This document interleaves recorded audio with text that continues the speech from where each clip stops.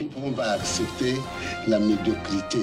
Nous devons unir tous les Congolais en une grande, seule et solide nation.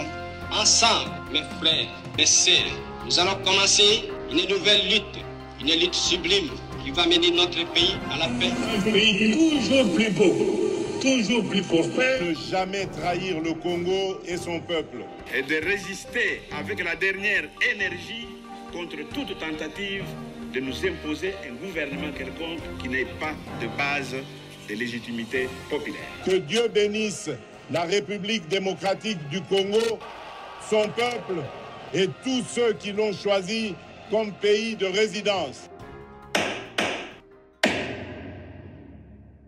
Bonjour à tous, mesdames et messieurs les juges, et bienvenue à la Cour suprême virtuelle. Je suis votre procureur général Nancy Ngalula Wampanda, et ici à la Cour suprême, nous n'avons que la vérité comme verdict acceptable. Ici à la Cour suprême, nous parlons de la République démocratique du Congo, nous parlons de l'Afrique et nous parlons de l'éveil de la conscience. Donc, comme je disais, le malheur que la RDC a eu, c'est d'être colonisé par un Khazar, Léopold II, de Saxe-Cobourg-Gotha, qui a tué 15 millions de Congolais en 10 ans, qui nous a réduit à 9 millions. Et cela se passait entre 1885 et 1908. Et c'est même lui qui avait négocié les limites de la RDC. Il est évident que s'il avait continué encore 10 ans, il nous aurait exterminés tous, ce Khazar-là. Et là, comme je disais, il aurait réussi son plan du grand remplacement. Rappelons-nous que c'était suite à la résolution des Nations Unies qui a été présentée par la France en 1994, donc 1994 pour les Belges, que nous, en RDC, nous avons accueilli les Rwandais sur notre sol comme des réfugiés, parce qu'il y avait un génocide chez eux. Et depuis lors, les troupes rwandaises de Kagame ont tué en 20 ans plus de 12 millions de Congolais. Dans le silence de la communauté internationale, et non seulement dans le silence de la communauté internationale, mais avec un contingent des Nations Unies, la MONU, comme on n'a jamais vu. Le plus grand contingent des Nations Unies en RDC, sous leur silence, on a tué 12 millions pendant 24 ans. Kagame nous a donc empêché aujourd'hui d'être à 170 millions quand vous faites des calculs. Léopold II nous a empêché d'être aujourd'hui à 450 millions d'âmes. C'est pour ça que je vous dis qu'on aurait pu être une troisième puissance démographique après la Chine et l'Inde. Jamais dans l'histoire de l'humanité, on a tué autant comme en RDC. Alors, vous voyez que tout ce qui se passe en RDC est vraiment n'est pas par hasard. Ce n'est pas l'effet du hasard. Il y a une histoire derrière ça. En ce jour-ci, on voit que les Congolais ont pris conscience. Ils ont pris courage et ils ont pris leur propre sauvetage en main. Par exemple, on voit les églises d'éveil, les communicateurs sur YouTube, dans les églises d'éveil on parle, le langage change, des gens qui tiennent des conférences sur l'éveil de conscience en RDC, on voit des écrivains qui écrivent sur l'éveil de la conscience. Il n'y avait pas ça avant. Donc c'est pour dire qu'il y a quelque chose de très particulier qui est en train de se passer en RDC. La RDC est en train de monter en puissance. On ne peut plus l'ignorer maintenant. On parle de la RDC partout. Et il y a aussi cette montée en puissance de l'armée de la RDC. Bien qu'on ne s'en rende pas compte, mais je vous dis que l'armée congolaise est en train de monter en puissance. L'armée congolaise, la RDC elle-même, elle est en train de monter. Vous voyez, même si on était dans un grand trou et qu'il était profond, il est difficile de voir la montée, la différence. Mais je vous dis que la RDC est en train de monter en puissance. Nous voyons des gens qui se mobilisent, hein, nous avons les patriotes comme les Wazalendo qui se mobilisent et tout ça. Il y a des femmes même qui prennent les armes, les autorités appellent les jeunes à venir s'enrôler, ils viennent en masse. Il y a cet éveil de conscience qui est en train de se manifester en RDC. On a les langues qui parlent maintenant. Avant, les gens ne pouvaient pas parler. Maintenant, nous avons les gens qui parlent librement de certaines choses. Il y a quelque chose qui est en train de se passer en RDC. Et je veux vraiment que les gens réalisent, puissent faire une lecture. Ne pas être aussi dur, mais essayer de voir les petites choses qui se passent, mais à créer une différence. Dernièrement, je vois des YouTube partout, même des grands musiciens du monde qui tiennent le drapeau de la RDC. La RDC est en train de monter en puissance. La guerre qu'on nous impose, par exemple, maintenant tout le monde en parle, il y a des manifestations. Avant, mais personne n'en parlait. Donc, beaucoup de gens dénoncent, comme je dis. Les ambassades occidentales en parlent. La diaspora, elle, sans répit, elle en parle. Donc, vous voyez des mobilisations, de sensibilisation, mais les Congolais qui viennent ensemble, en masse, pour vraiment parler. On voit les manifestations en Amérique, on voit ça à Paris, on voit ça à Londres, on voit ça à Bruxelles. Il y a une éveil de conscience qui se fait pour dire que ce temps, 400 ans après, il y a quelque chose qui se passe en RDC qui n'est pas négligeable. D'où est-ce que le Congolais tire sa source d'inspiration?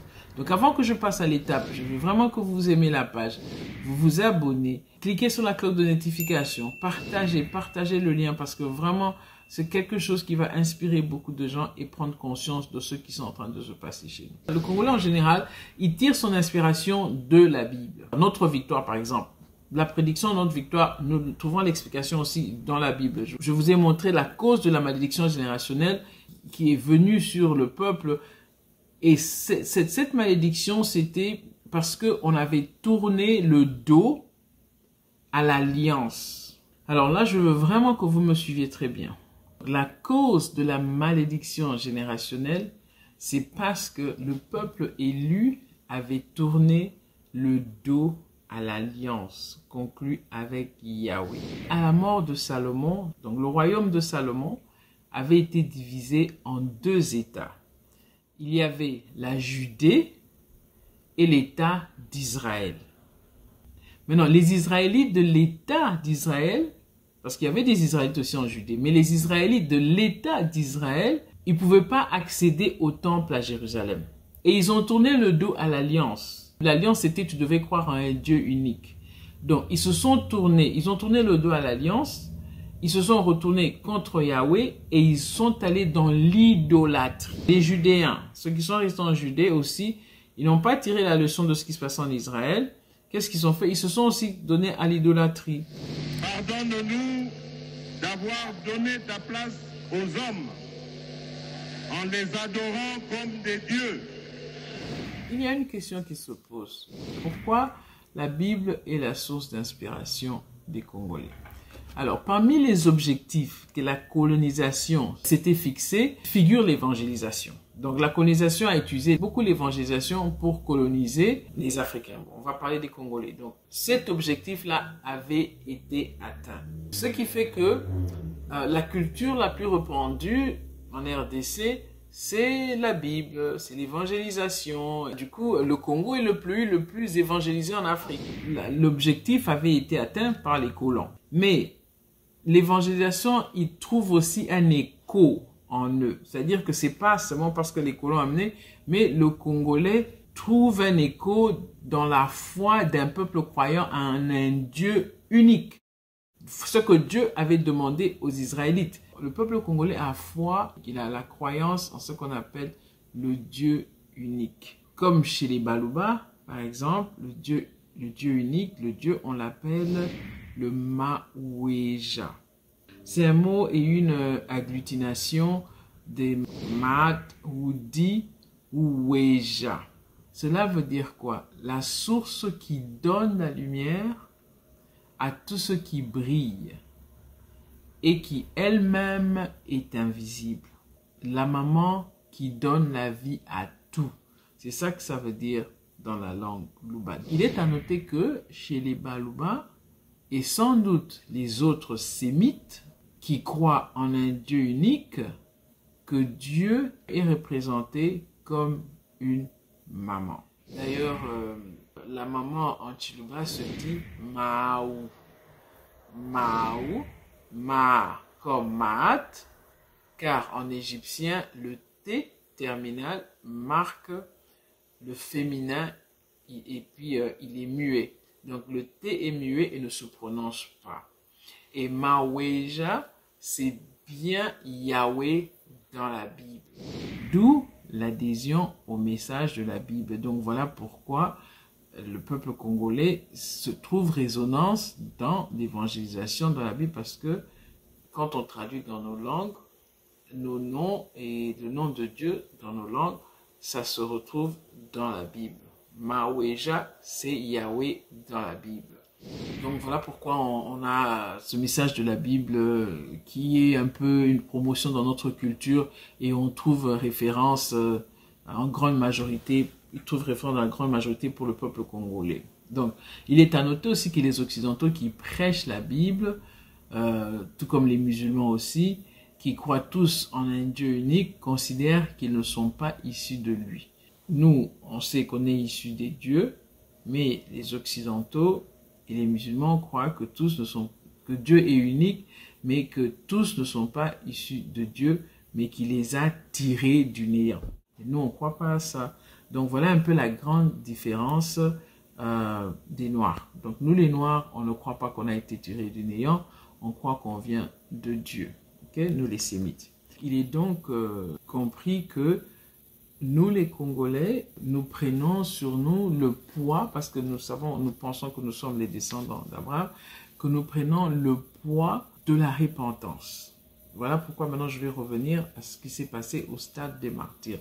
Donc on prend le fardeau sur nous, conformément à 2 Chroniques 7, 14, si mon peuple sur qui est invoqué s'humilie, se repent et renonce à ses mauvaises voies, je le pardonnerai, et ainsi de suite. Donc, vous voyez que nous, les enfants de Jacob, la descendance de Jacob, nous prenons le poids de la repentance, conformément aux Écritures, au terme de 400 ans, juste exactement 400 ans, après l'esclavage et la déportation. Donc, c'est pas hasard. En 2019, le président appelle tout le monde au stade de martyrs. On fait la repentance selon les Écritures. Les premiers bateaux qui sont partis pour aller en Virginie ont quitté en 1619 et le retour de 300 familles en 2019. Cette dispersion dont parle la Bible, on voit comment elle est subie par les Sémites et les Kamites. Donc, c'est vraiment montrer que l'histoire de la Bible parle de ce peuple que nous sommes. Donc, il y a des Haïtiens et des Cubains qui sont de Bas-Congo, des Baluba se retrouvent au Brésil, en Colombie, à Cuba et aux États-Unis, des Béninois, des Togolais au Brésil, Haïti en Guadeloupe, donc des Ghanéens dans les Caraïbes, en Amérique, etc. Donc les 4 siècles dont parle la Bible, de 400 ans d'esclavage, les 4 siècles, les 7 dispersions, les 4 siècles s'accomplissent exactement de 1619 à 2019. Et les 7 dispersions sont donc accomplies et la déportation révolue. Voilà pourquoi je dis que la victoire est certaine. Parce que si le peuple congolais s'inspire seulement de la Bible, de l'histoire de la Bible, et nous avons les preuves que cette histoire parle de nous, les 400 ans, c'est exactement que le bateau part en Virginie en 1619. En 2019, la RDC prend le fardeau de faire la repentance au nom de tout le monde. On a plus de 300 familles qui quittent les îles pour rentrer en Afrique. Cet événement-là n'est pas à laisser comme ça. Il y a vraiment un message qui est en train d'être partagé en ce moment-là. Donc, voilà un peu juste une réflexion qui va vous permettre d'analyser pour comprendre pourquoi est-ce que le peuple congolais a sa référence dans la Bible. Vous êtes les juges, vous faites votre verdict. Nous, ici à la Cour suprême, nous vous présentons les faits et c'est à vous à analyser et à donner le verdict.